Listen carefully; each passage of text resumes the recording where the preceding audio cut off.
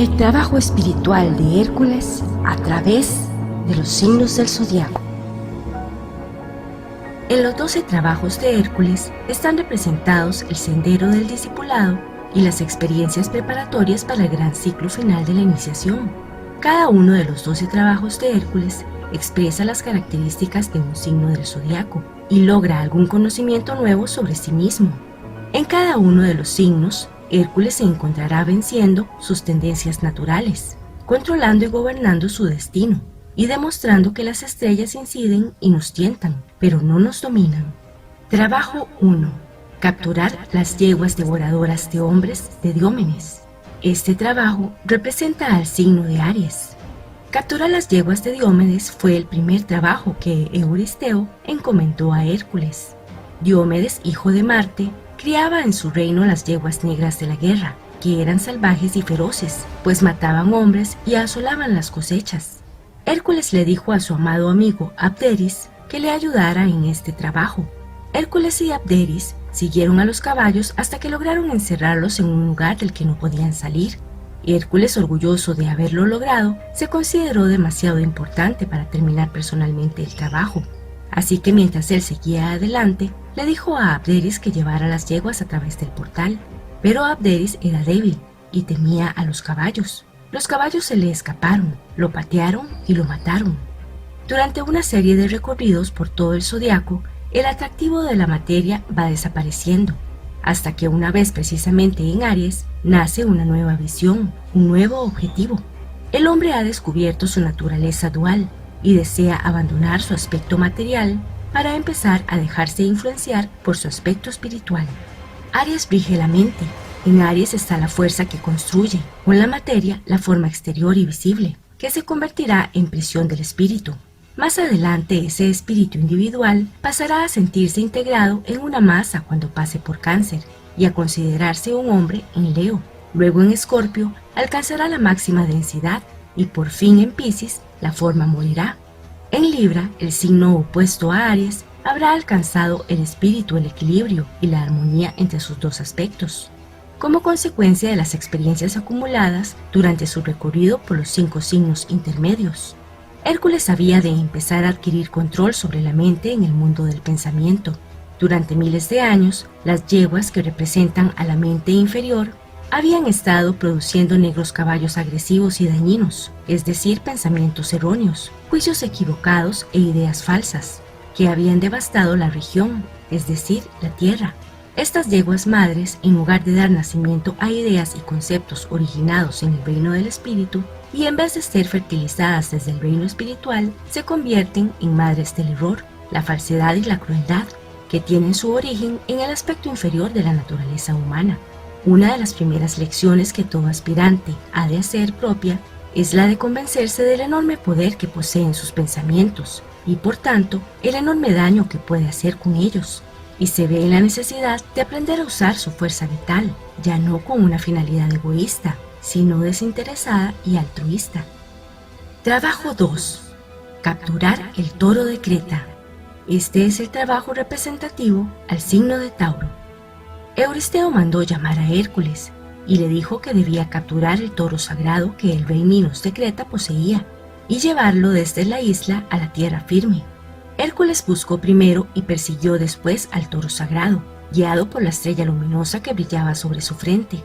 Así lo siguió hasta su refugio y él solo lo capturó y lo condujo hasta la costa, montado en él a horcajadas, y luego a través de las aguas del mar que separaban a Creta de la tierra firme, hasta la ciudad de los cíclopes. En este trabajo hay que comprender perfectamente el funcionamiento de la ley de atracción que relaciona al que construye la forma, es decir, al espíritu, y la forma misma, o sea, el polo positivo y el negativo, y aprender el uso correcto y el control de la materia. Así que el aspirante es probado primero en su naturaleza animal y sus motivaciones, y luego en la atracción que experimenta por la materia. La gran ilusión de la materia y el sexo son dos aspectos de la misma fuerza de atracción, expresándose uno en el plano físico y el otro en el plano del deseo o emocional. En el trabajo de Hércules, el toro representa el deseo animal, es decir, todos los deseos basados en la materia que unidos dan lugar a la gran ilusión que produce el centrar la conciencia en algo que no es real. alejándonos de lo que lo es, que es la vida del espíritu. Por tanto, ese deseo, ese toro, ha de ser perseguido y dominado hasta que se pueda cabalgar sobre él y atravesar así las aguas de la pasión, sin peligro alguno, hasta llegar a la tierra firme. Si se conoce la finalidad y el correcto uso de su fuerza creadora sexual y la posibilidad de transmutarla en palabras y escritos, ideas y actos positivos y altruistas, entonces el aspirante se convierte en un puntual para la sociedad, porque comprende y defiende la familia y la reproducción como medio sagrado de proporcionar posibilidades de renacimiento a otros espíritus hermanos, y construye, ayuda, progresa y beneficia a la sociedad en la que está integrado. Trabajo 3. Apoderarse de las manzanas de oro del jardín de las Hespérides. Este trabajo representa al signo de Géminis. A Hércules se le indica buscar las manzanas de oro del jardín de las Hespérides. Solo se le dijeron a Hércules 3 datos del problema a resolver: que había un jardín con un árbol en el que crecían las manzanas de oro, que el árbol estaba custodiado por la serpiente de 100 cabezas, y que cuando lo encontrara, encontraría allí a 3 hermosas doncellas. Y con esos datos, Hércules primero fue al norte, luego al sur, al este y al oeste, hasta que encontró a Nereo. Hércules le preguntó, pero Nereo nunca daba una respuesta clara, sino vagas sugerencias o insinuaciones. Por fin le dijo la dirección en que debía buscar, lo que le hizo volver hacia el sur, es decir, retroceder en el camino ya andado. En ese camino hacia el sur, Hércules encontró a la serpiente llamada Anteo, con la que hubo de luchar. Anteo era hijo de Poseidón, el dios de las aguas, y de Gea, la tierra. Por eso, cuando Anteo estaba en contacto con la tierra, su madre se hacía invencible. Y Hércules, como todos los discípulos en esa lucha, tuvo que usar su mente y descubrir por qué, si Anteo perdía contacto con la tierra, se debilitaba. Y cuando lo hubo descubierto, le fue fácil mantener a Anteo en el aire y vencerlo.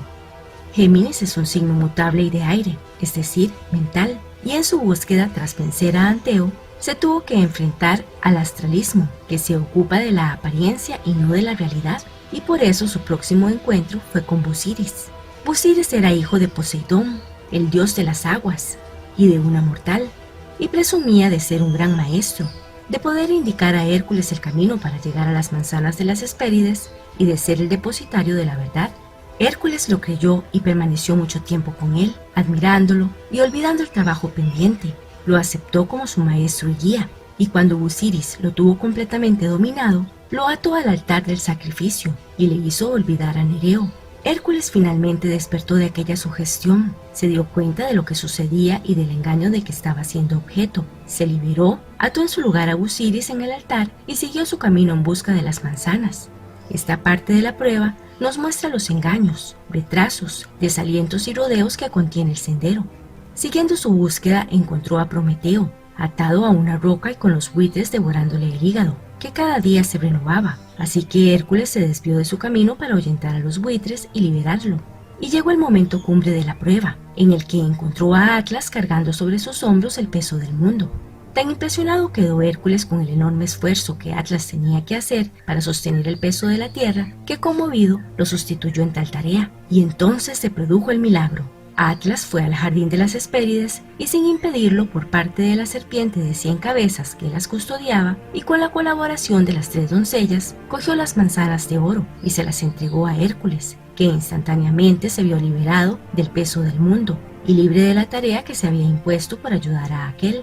El problema con el que había que luchar en el signo de Géminis era que el hombre es espíritu y es cuerpo, y hay que compensar el yo inferior con el yo superior. En el mundo físico es donde adquirimos experiencia, y esta es la prueba de Géminis, porque las causas puestas en el mundo del pensamiento han de manifestarse aquí como realidades. El espíritu descubre nuevos campos de conocimiento y nuevas razones de la existencia a investigar. Es aquí donde se logra el conocimiento que finalmente se ha de transmutar en sabiduría, porque el conocimiento es la búsqueda del significado, mientras que la sabiduría es el conocimiento del espíritu. Sin la comprensión de la forma en que debe aplicarse el conocimiento, fracasamos, porque la comprensión es la aplicación del conocimiento a la luz de la sabiduría y a los problemas de la vida y a la consecución de la meta. Hércules se enfrenta pues al desafío de juntar los dos polos de su ser y coordinar espíritu y cuerpo, logrando así la unidad en que se funden los pares de opuestos. Trabajo 4. Capturar la cierva de Queruneia o cierva de oro. Este es el trabajo correspondiente al signo de Cáncer. Este cuarto trabajo consistió en capturar la cierva de Queruneia. Artemis había encontrado tiempo atrás 5 ciervas iguales y las había capturado. Sus cuernos eran de oro, sus pezuñas de bronce y jamás habían sido alcanzadas por nadie corriendo. Su tamaño era el de los toros. Artemis utilizó 4 de ellas para hacerse una cuadriga y la otra la dedicó a Hera y la situó en el bosque de Queruneia. Era por tanto un animal sagrado y nadie podía tocarla si no quería ser acusado de impiedad.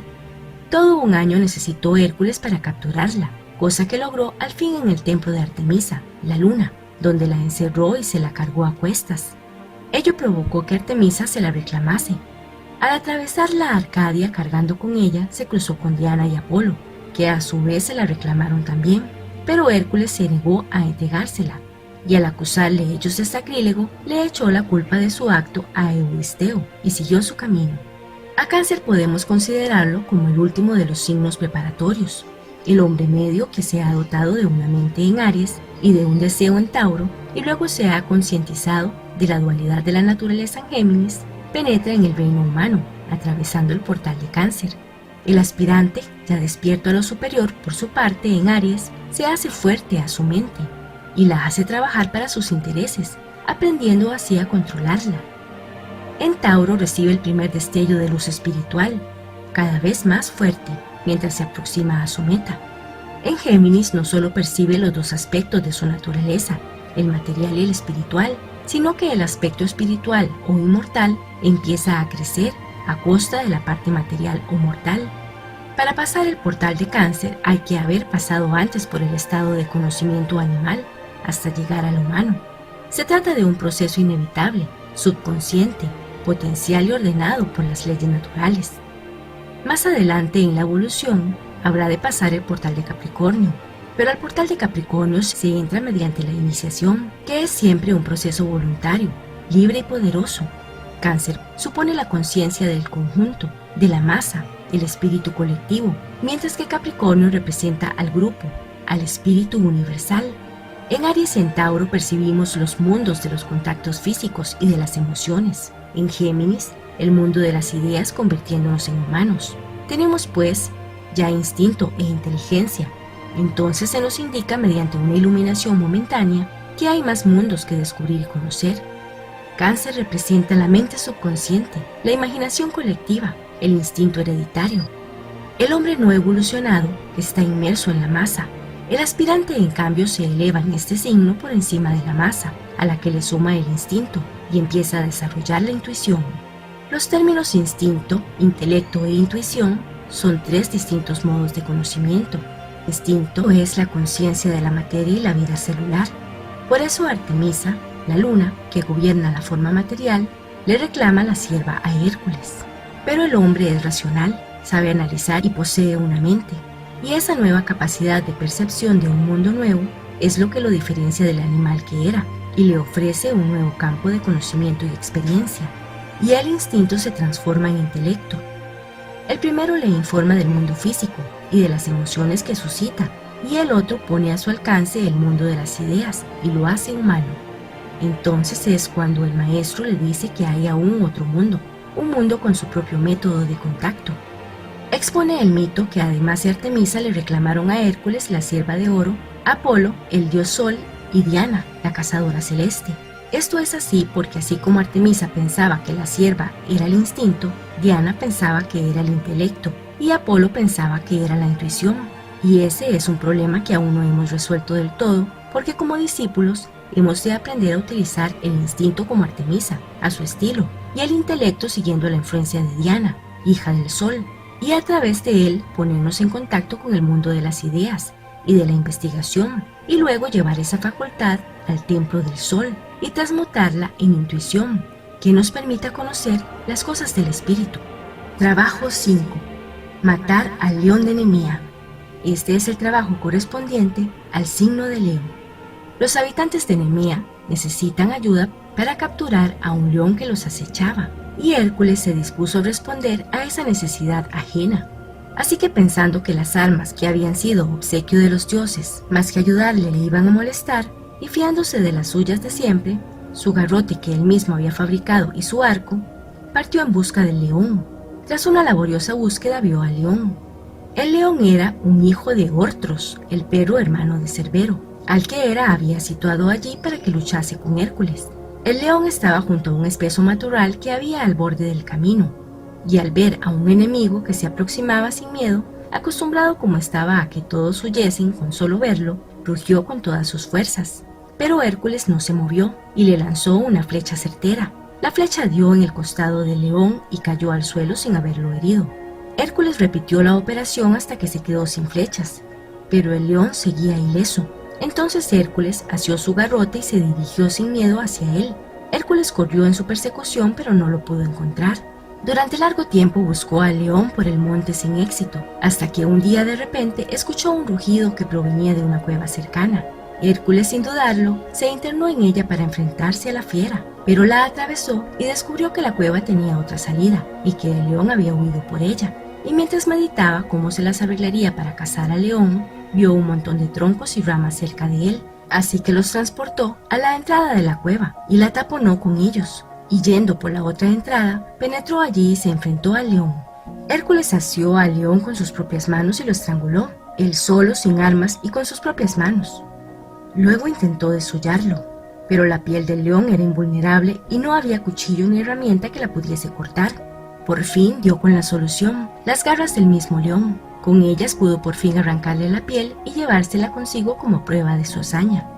Este trabajo es el número 5. 5 es el número del hombre, compuesto de un espíritu inmortal y 4 vehículos mortales: el físico, el vital, el de los deseos y el mental. En Aries, el espíritu tomó para su uso el tipo de materia que le servía para relacionarse con el mundo de las ideas. Esa materia luego se vistió de materia mental, agregando así a su individualidad la materia mental que le permitiese expresarse mejor y convertirlo en un espíritu pensador. En Tauro, contactó con el mundo del deseo, siguiendo un procedimiento similar, y así entró en contacto con el mundo de los sentimientos y las emociones, y llegó a ser un espíritu consciente. En Géminis, se construyó un nuevo vehículo como canal para las energías del espíritu y de la materia, manteniendo en armonía los dos polos de su ser, y así nació el cuerpo vital. En Cáncer, que es el signo del nacimiento físico y de la identificación con la masa, el espíritu inmortal se manifestó en la cuádruple naturaleza, y el hombre se convirtió en el protagonista de su propia vida, vivida en el plano físico. Pero es en Leo donde llegamos realmente a ser la estrella de 5 puntas, el ser que se reconoce a sí mismo como un individuo y al mismo tiempo como un yo. En este signo es donde empezamos a utilizar palabras como yo, mí y mío. En Tauro, la fuerza creadora a través del deseo aparece en un aspecto inferior, el deseo sexual, que hay que transmutar en o sacrificar a su aspecto superior. En Leo, la mente cósmica actúa sobre el individuo como mente razonadora, y también su aspecto inferior ha de ser sacrificado, y la mente del hombre ha de subordinarse a la mente universal.